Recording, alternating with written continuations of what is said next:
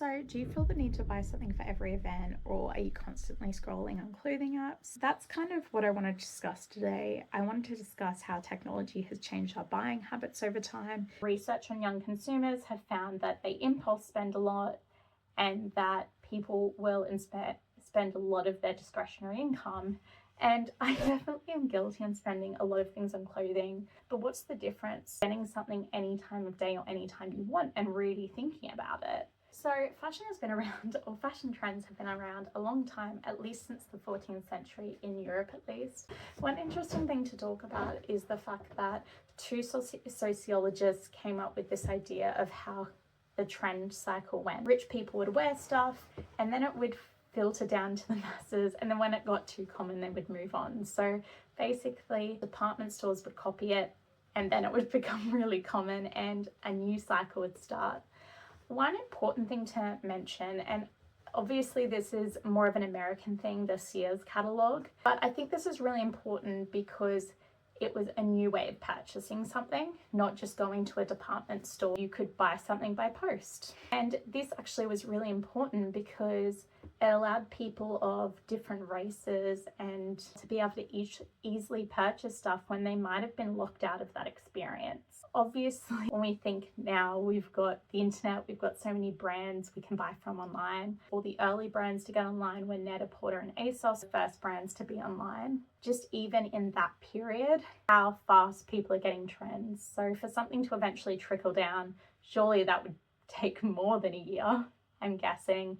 Then you've got the Sears catalog where maybe every year you're purchasing stuff, and then you've got online retailers where you can purchase stuff any day, any time of the day, anywhere. And this kind of could be seen in haul culture, and I don't know where it started, but I remember seeing it on YouTube. So you've got Zoella and Tanya Burr, and I really love them. I'm not blaming them for creating an epidemic of people compulsively spending. I adored their content, but I think it's just really reflective of that. And now we've got new mediums like TikTok. So there is an even shorter period now and this fashion is being presented to us. And obviously you've got fast fashion in the mix. It's lower prices, faster cycles. And all of this kind of combines into where we are now. In fashion, culture and identity, Fred Davis uses a wave metaphor for the fashion cycle. So this is the time elapsed from a style's introduction to its replacement. In prior centuries, it would take decades from one silhouette to succeed another. Davis identifies electronic media as the key accelerant.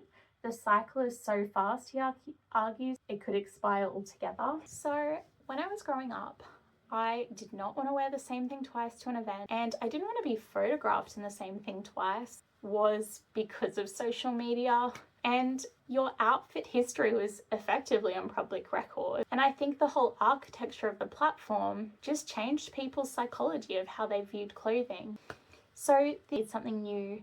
Maybe you buy something cheap and you wear it once in a photo, or in House of Sunny's case, you like something a lot on Instagram, you see it all the time, maybe you like it on other people. This kind of FOMO, it's not really something you wear all the time.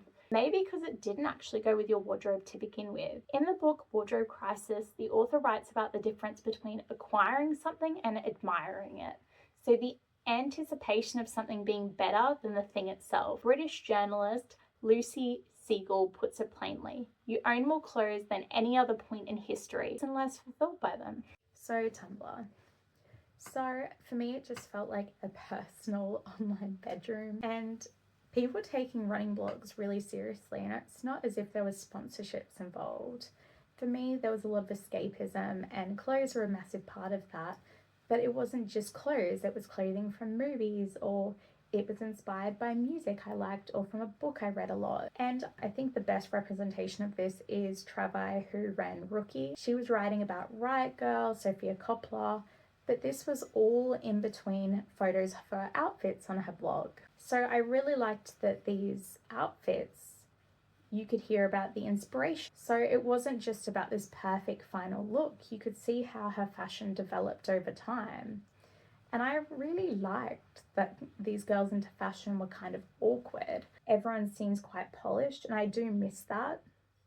Another point to talk about is the video that went really viral, which is 25 ways to wear a scarf. And I think this just shows people wanted to get use out of stuff for the most part. It wasn't a girl that bought 25 scarves.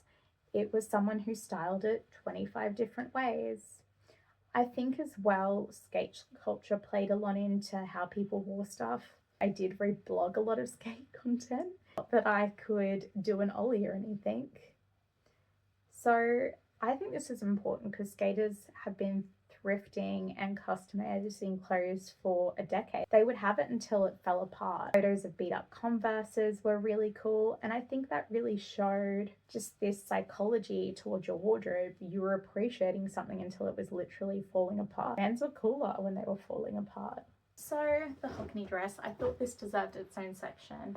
So the Hockney dress, for those of you that don't know, was a green dress that was really popular on social media. It was everywhere.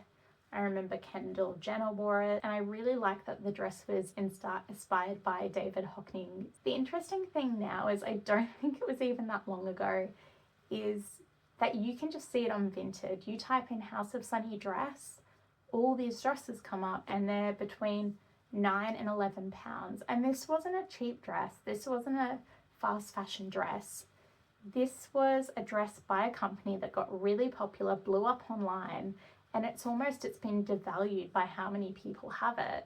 And I find that it's interesting because it's not just something happening with fast fashion, it's how people really perceive their clothes over time. So the thing that gets me about the Hockney dress is that it lost meaning entirely, and I think this is quite common in culture. Everything's a reference of a reference, and I don't think that's bad. But this just lost its meaning entirely. Most people buying the dress weren't buying it because of Hockney. They were buying it because it was a trend. Clothing should communicate ideally what you care about, skate kids and beaten up Vans. And I'm not saying we've lost that completely. Look at Ariana Grande, she's referenced showgirls.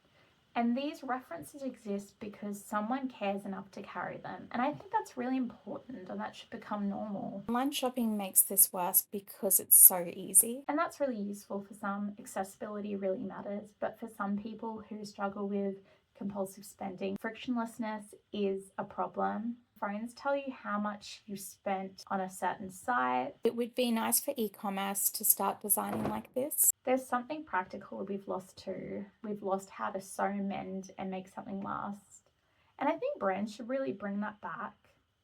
They should bring back telling people and educating people on how to, and maybe they should bring back older styles and kind of educate people on its popularity. I want to know the history of your brand. I want pieces re-released, and I want to know in what era they came from. If we educate the customer, I think they will appreciate what they have a lot more. And I think this all comes to appreciating things. A painting you can't stop thinking about. It makes you value something more, a lot more than an influencer inspiring you just to buy a product. And I'm not talking about an influencer that has a certain kind of interest in something, just an influencer that's consuming for the sake of consuming. Do you want to decide what you like and what you wear based on who you are, or just based on this trend cycle that never stops? Subscribe and engage, comment. Where are we going? Shopping.